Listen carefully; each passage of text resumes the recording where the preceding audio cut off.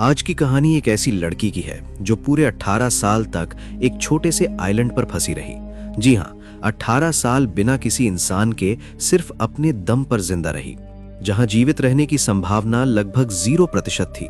फिर भी इस लड़की ने अद्भुत हिम्मत दिखाते हुए ये कर दिखाया। दिन में जलती धूप, रात में कड़ाकेदार ठंड, महीनों तक भूख, चारों तरफ केवल खुला आसमान और समंदर। फिर भी उसने हार नहीं मानी। जीवित रहने के लिए उसे ऐसे ऐसे काम करने पड़े जिसे सुनकर आपके रोंगटे खड़े हो जाएंगे। और ये कोई फिल्मी कहानी नहीं, बल्कि एक सच्ची घटना है।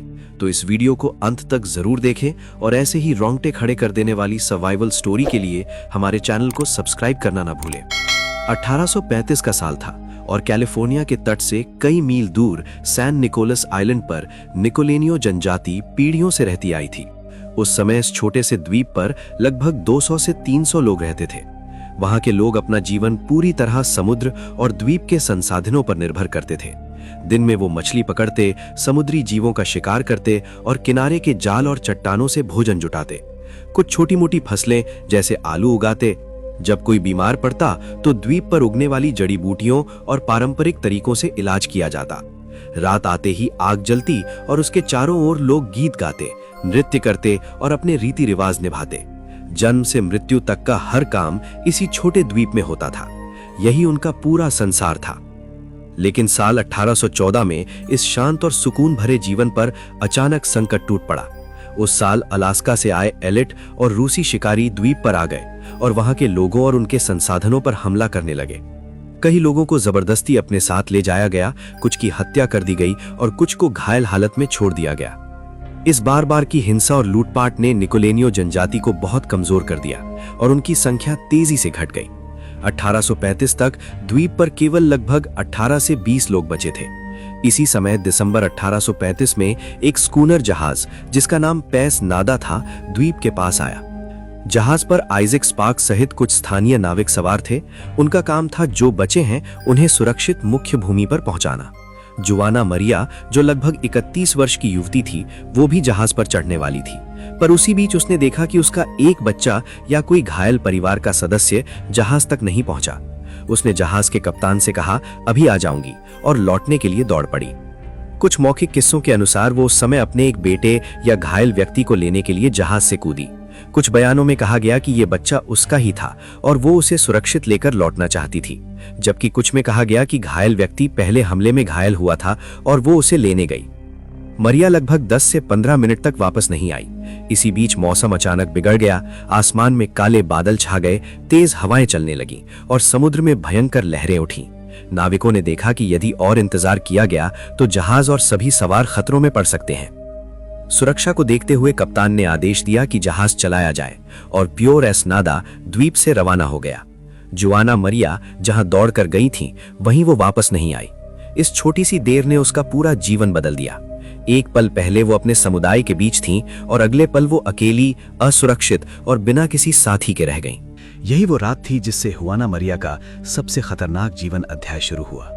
उसे नहीं पता था कि अब वो पूरा 18 साल अकेली इस छोटे से द्वीप पर बिताएगी। हुआना मरिया अब पूरी तरह से अकेली रह गई थी। उसके चारों ओर सिर्फ खुला आसमान था, दूर दूर तक फैला अनंत समुद्र और बीच में एक छोटा सा टुकड़ा जमीन जो अब उसका पूरा संसार बन चुका था। पहली रात उसने वहीं की एक पुरानी झोपड़ी में गुजार दी। ठंडी हवाओं और लहरों की आवाजों के बीच वो सारी रात बस यही सोचती रही कि अब आगे क्या होगा। सुबह होते ही उसे एहसास हुआ कि जो कुछ भी पहले से यहाँ पड़ा है, टूटे बर्तन, कुछ लकड़ियां और फटे कपड़े, वो कुछ ही दिनों में खत्म हो जाएगा। अब उसे सब कुछ अपने दम पर करना होगा। और यही वो दिन आ जब उसकी असली परीक्षा शुरू हुई। समय के साथ उसने सबसे पहले सीखा कि समुद्र का खारा पानी पीने लायक नहीं होता। इसलिए जब भी आसमान से बारिश होती तो वो जमीन पर पत्थरों की मदद से गोल गोल गड्ढे बनाती और उन पर पत्ते, शैवाल बिछाकर पानी जमा करती। जब बारिश थमती तो वही गड्ढे उसका पीने का स्रोत बनते। जो छोटे बर्तन उसके पास थे उनमें वो बचा हुआ पानी रखती ताकि कुछ दिन सूखा पड़ने पर उसका इस्तेमाल हो सके। खाने के लिए हर सुबह वो समुद्र के किनारे जाती। कभी ज्वार भाटा में फंसी मछलियां पकड़ती, कभी चट्टानों से चिपकी शेलफिश और सीप निकालती। और जब कुछ भी नहीं मिलता तो पास उगे छोटे पौधों की सफेद जड़ों को उखाड़ कर खा लेती। कई बार भूख इतनी बढ़ जाती कि वो कीड़े मकोड़े, मेंढक और पक्षियों के अंडे खाने पर मजबूर हो जाती। कुछ दिन ऐसे भी आए जब उसके पास खाने को कुछ नहीं था, लेकिन उसने कभी हार नहीं मानी। उसकी जिंदगी अब बस एक ही लक्ष्य पर टिकी थी, जिंदा रहना। धीरे धीरे जब पुरानी झोपड़ी हवा और बारिश से टूटने लगी तो उसने समुद्र किनारे बहकर आई बड़ी मछलियों की सूखी हड्डियों और लकड़ी के टुकड़ों से नया आश्रय बनाना शुरू किया। वो उन हड्डियों को जमीन में गाड़कर ढांचे की तरह खड़ा करती और ऊपर लकड़ियों, सूखी घास और पत्ते बांधकर छत जैसी आकृति देती। उसका ये छोटा सा घर, जिसे उसने अपने हाथों से बनाया था, अब उसका एकमात्र सुरक्षित ठिकाना बन गया था। ठंड से बचने के लिए उसने कपड़े भी खुद तैयार करने शुरू किए। उसने कभी पक्षियों के पंखों को जोड़कर और कभी मरे हुए जानवरों की खाल को सुखाकर अपने लिए वस्त्र तैयार किए। कपड़ों को जोड़ने के लिए वो सील के नसों, तंतुओं को सुखाकर धागों की तरह इस्तेमाल करती और बारीक हड्डियों से सुई बनाकर उन्हें सीटी। इस तरह उसने प्रकृति से जो कुछ मिला उसे जीवन में बदलने का तरीका सीख लिया। वना मरिया ने आग जलाना भी सीख लिया था। ये कला उसे उन लोगों से मिली थी जो कभी उस द्वीप पर रहते थे और जिन्होंने उसे आग जलाने का तरीका सिखाया था। धीरे धीरे वो इसमें निपुण हो गई। आग जलाना आसान नहीं था, इसके लिए उसे बहुत मेहनत और ताकत लगानी पड़ती थी।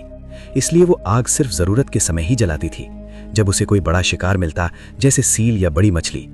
कभी वो इनका मांस धूप में सुखाकर खाती तो कभी आग जलाकर उसे भून कर खाती। और जब भी आग जलती तो वो उसे बुझने नहीं देती थी, क्योंकि उसे पता था कि इस निर्जन द्वीप पर दोबारा आग जलाना कितना कठिन काम है। समय बीतने के साथ जुआना मरिया ने समुद्र और मौसम के बदलते संकेतों को समझना शुरू कर दिया था। उसे अब पता चलने लगा था कि किस समय ज्वार घटेगा, किस दिशा से हवा चलेगी और कब आसमान में तूफान उमड़ेगा। वो उसी हिसाब से अपना दिन तय करती। सुबह मौसम का हाल देखना, फिर भोजन की खोज में निकलना, दोपहर में अपने आश्रय की मरम्मत और शाम को किनारे बैठकर लहरों को देखना, ताकि मन को कुछ शांति मिल सके। अकेलेपन से बचने के लिए उसने अपने मन को कामों में उलझाए रखा। रोज किसी न किसी चीज का लक्ष्य रखती। ये छोटी छोटी सफलताएं ही उसके जीवन को आगे बढ़ाती रहीं। कभी कभी वो किसी पक्षी से बात करने लगती, कभी समुद्र की लहरों से जैसे संवाद करती, मानो वे ही उसके साथी हों।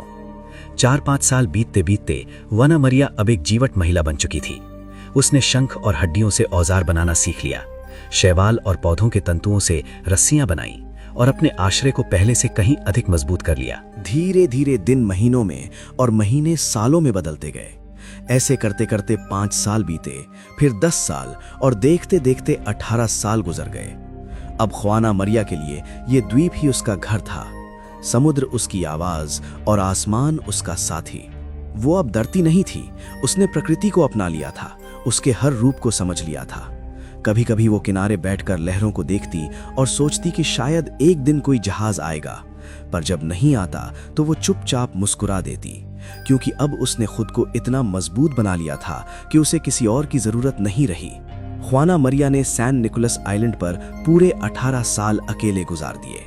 ना कोई साथी, ना कोई आवाज, सिर्फ समंदर की लहरें और आसमान का बदलता रंग। वो अब इस द्वीप का हिस्सा बन चुकी थी, जैसे ये जगह ही उसका छोटा सा संसार हो। 1853 में एक अमेरिकी कप्तान जॉर्ज निडेवर नाम का व्यक्ति और उसकी टीम इस द्वीप की तरफ निकले। दरअसल उन्हें खबर मिली थी कि इस निर्जन टापू पर कोई अजीब सी आकृति देखी गई है। एक औरत जो समुद्र किनारे कुछ गा रही थी और दूर से धुएं के बादल दिखे थे। शुरुआत में किसी को विश्वास नहीं हुआ, लेकिन जब जहाज के लोग पास पहुंचे तो उन्होंने देखा रेत पर बनी छोटी झोंपड़ी, शंखों से सजी दीवारें और बीच में एक औरत जिसने हड्डियों और पक्षियों के पंखों से बने कपड़े पहन रखे थे। वो ख्वाना मरिया थी, जो अब लगभग इंसानों से अनजान हो चुकी थी। उसके बाल लंबे और उलझे हुए थे, पर चेहरे पर मुस्कान थी। जब लोगों ने उसे देखा तो वो पहले घबरा गई, फिर आसमान की ओर देखकर कुछ अनजानी भाषा में बोलने लगी। वो अपनी ही पुरानी निकोलेनियो भाषा में कुछ कह रही थी, जो अब किसी को समझ नहीं आती थी। जॉर्ज निडेवर की टीम ने उसे धीरे धीरे अपने जहाज की तरफ लाया।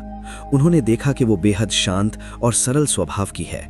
उसे फल और मांस दिए गए तो वो मुस्कुराई और अजीब से गीत गुनगुनाने लगी, शायद खुशी का या राहत का इजहार था। उन्होंने उसे जहाज पर बैठाया और वो लगभग 18 साल बाद पहली बार किसी इंसान के साथ थी। ख्वाना मरिया को कैलिफोर्निया के सांता बारबरा लाया गया, जहां लोगों ने उसे बहुत प्यार और आश्चर्य से देखा।